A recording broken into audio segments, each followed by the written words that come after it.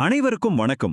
உயிரினங்களின் இந்த மாபெரும் அறிவியல் பயணத்திற்கு உங்களை மிகுந்த உற்சாகத்துடன் வரவேற்கிறேன். நம்ம சுற்றியுள்ள இயற்கையை கவனிச்சிருக்கீங்களா? அது ரொம்பவே ஆச்சரியமான, ஆனா அதே சமயம் ஒரு அழகான குழப்பமாவே தான் இருக்கு.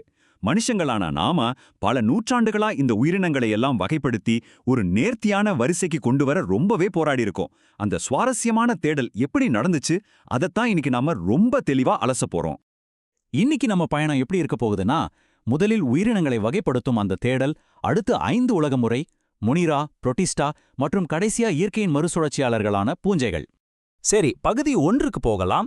வகைப்படுத்தும் தேடல், அரிஸ்டாட்டல்ல இருந்து விட்டேக்கர் வரை. ஆரம்ப காலத்துல பெருசா எந்த அறிவியல் முறையும் இல்லைங்க. நமக்கு எது உணவா, உறைவிடமா இல்ல உடையா பயன்படும் அப்படிங்கறத பொறுத்து மட்டும்தான் மனிதர்கள் தங்களோட உள்ளுணர்வை வச்சு உயிரினங்களை பிரிச்சாங்க. அதுக்கப்புறம் தான் அரிஸ்டாட்டில் தாவரங்கள், விலங்குகள்னு ரொம்ப எளிமையா 2ஆ பிரிச்சாரு. அப்புறம் 18ஆம் நூற்றாண்டுல லின்னேயஸ் 2 உலக முறையை கொண்டு வந்தாரு. ஆனா பலகாலமா பயன்படுத்தப்பட்ட அந்த முறை காலப்போக்குல சுத்தமா பத்தல. அறிவியல் சிந்தனை எப்படி படிப்படியா மாறி வந்திருக்கு அப்படிங்கறத இந்த காலக்கோடு ரொம்ப தெளிவா காட்டுது பாருங்க. அந்த பழைய 2 உலக வகைப்பாடு ஏன் தோல்வி அடைஞ்சதுன்னு யோசிச்சிருக்கீங்களா? இந்த 2 முக்கியமான உயிரியல் வார்த்தைகளை புரிஞ்சுக்கிட்டா அது உங்களுக்கு ஈஸியா விளங்கிடும். அதாவது, தெளிவான உட்கரு இல்லாத புரோகேரியோட்டுகளையும் தெளிவான உட்கரு இருக்கிற யூகேரியோட்டுகளையும் ஒரே குழுவுல சேர்த்து வச்சதுதான் லின்னேயஸ் பண்ண மிகப்பெரிய தப்பு. ஒரு செல்லுல உட்கரு இருக்கா இல்லையாங்கிறது அந்த உயிரினத்தோட ஒட்டுமொத்த செயல்பாட்டையே தலைகீழா மாத்திடும். இந்த அடிப்படை வித்தியாசத்தையே ஆரம்பத்துல அவங்க கவனிக்க தவறிட்டாங்க. தாவரங்களையும் பூஞ்சைகளையும் ஒன்னா சேர்த்தது எவ்வளோ பெரிய அடிப்படை தவறு தெரியுமா? சாதாரணமா யோசிச்சு பாருங்க. தாவரங்கள் தங்களுக்கு தேவையான உணவை தாங்களே தயாரிச்சுக்கும். அதோட செல் சுவர் செல்லுலோசால ஆனது. ஆனா பூஞ்சைகளோட செல் சுவர்கள் கைட்டின் அப்படிங்கிற பொருளால ஆனது. அது மட்டும் இல்லாம அவை உணவுக்காக மற்ற உயிரினங்களையோ பொருள்களையோ தான் சார்ந்து வாழும். இப்படிப்பட்ட 2 முற்றிலும் வேறான உயிரினங்களை ஒரே குழுவுல வச்சது எவ்வளோ பெரிய குழப்பம். இதுக்கப்புறம்தான் ஒரு மிகப்பெரிய திருப்புமுனை வந்துச்சு. பகுதி 2, 5 உலக முறை, குழப்பங்களுக்கெல்லாம் முற்றுப்புள்ளி வச்ச விட்டேக்கரின் மாபெரும் கட்டமைப்பு. இங்க கவனிங்க. ஆர்.எச். விட்டேக்கர் எப்படி செல் அமைப்பு, உடல் அமைப்பு, அப்புறம் உணவூட்ட முறை இதையெல்லாம் அடிப்படையா வச்சு முனிராவிலிருந்து விலங்குகள் வரை உயிரினங்களை அற்புதமா பிரிச்சிருக்காருன்னு. இதுதாங்க எந்த குழப்பமும் இல்லாத ஒரு தெளிவான உயிரியல் வகைப்பாட்டிற்கு உறுதியான அடித்தளத்தை அமைத்து கொடுத்துச்சு. இனி நாம பார்க்க போற இந்த விசித்திரமான ராஜ்யங்கள் எப்படி உயிர் வாழுதுன்னு நாம புரிஞ்சுக்க கண்டிப்பா இந்த 2 வார்த்தைகளை நம்ம ஞாபகம் வச்சுக்கணும். ஆட்டோட்ரோஃப்கள் அப்படின்னா தமக்கான உணவை தாமே தயாரிச்சுக்கும். ஆனா ஹெட்ரோட்ரோஃப்கள் அப்படின்னா தங்களுக்கு தேவையான உணவுக்கு மற்ற உயிரினங்களையோ அல்லது இறந்த பொருட்களையோ தான் சார்ந்திருக்கும். இது தெளிவா புரிஞ்சாதான் அடுத்தடுத்த உயிரினங்கள் எப்படி வாழுதுன்னு உங்களால ஈஸியா புரிஞ்சுக்க முடியும். சரி, இப்ப நாம கொஞ்சம் ஆழமா இறங்குவோம். பகுதி 3, முனிரா ராஜ்யம், அதீத நுண்ணுயிரிகள்.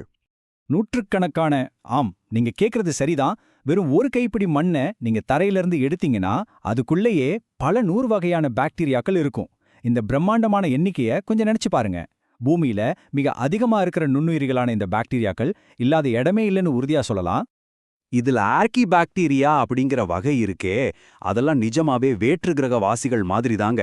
எவ்வளோ அதீதமான சூழ்நிலையா இருந்தாலும் அங்க அசால்ட்டா உயிர் வாழும்.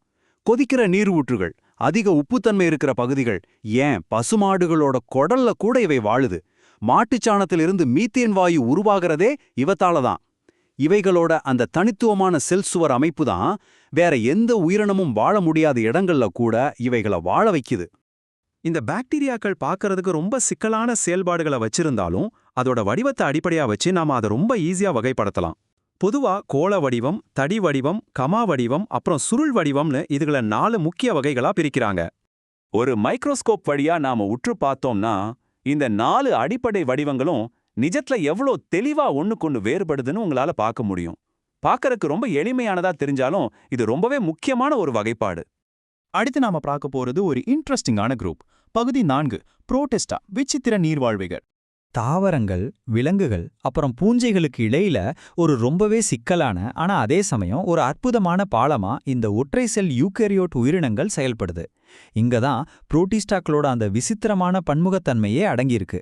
ஒரு பக்கம் இருக்கிற பாராமீஷியம் தன்னை சுற்றியுள்ள சின்ன சின்ன முடிகள் மூலமா உணவை உள்ளே தள்ளுது. இன்னொரு பக்கம் இருக்கிற யூக்ளினா ரொம்பவே ஸ்பெஷல். சூரிய ஒளி இருக்கும்போது தாவரங்கள் மாதிரி உணவை தயாரிச்சுக்கும். ஆனா இருட்டாயிடுச்சுன்னா ஒரு வேட்டைக்கார மாதிரி சிறு உயிரினங்களை வேட்டையாட ஆரம்பிச்சிடும். என்ன ஒரு ஆச்சரியம்ல! இந்த சின்ன சிறு உயிரினங்கள் நம்ம சுற்றுச்சூழல்ல எவ்ளோ பெரிய தாக்கத்தை ஏற்படுத்துதுன்னு கொஞ்சம் யோசிச்சு பாருங்க.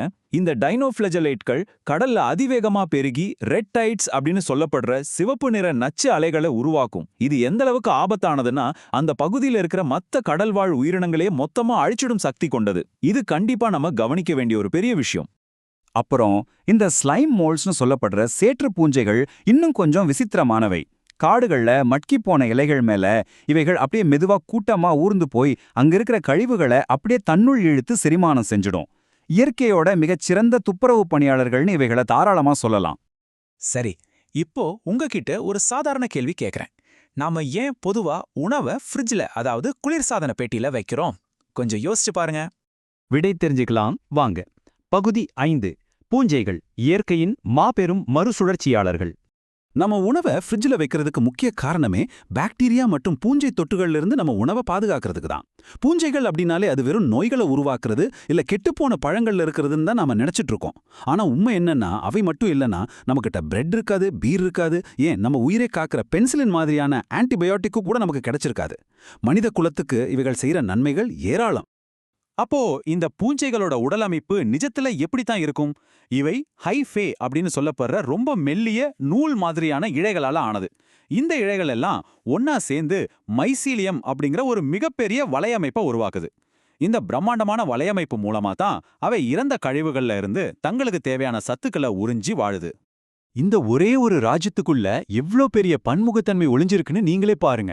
மைக்ரோஸ்கோப்ல மட்டுமே பார்க்கக்கூடிய மியூக்கர் இல்ல ஆஸ்பெர்கில்லஸ்ல ஆரம்பிச்சு நாம ரொம்ப விரும்பி சாப்பிடுற காளான் வரைக்கும் எல்லாமே இந்த பூஞ்சைகள் குடும்பத்தை சேர்ந்தவை தான். நம்ப முடியலல்ல? இறுதியா ஒரு முக்கியமான சிந்தனையை உங்க முன்னாடி வைக்கிறேன்.